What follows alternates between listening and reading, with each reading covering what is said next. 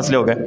چوتھا ایک مسئلہ عمومی طور پر ان دنوں میں جو پیش آتا ہے کہ قربانی کا جانور گم ہو جانا یا قربانی کا جانور مار جانا، یہ ہم نے کہا ہم عملی مسائل بیان کریں جو عمومی طور پر پیش آتے ہیں لوگ ہم سے، قربانی کا جانور گم ہو جانا یا قربانی کا جانور اللہ حفاظت کرے مر جائے، اب کیا کرنا ہے؟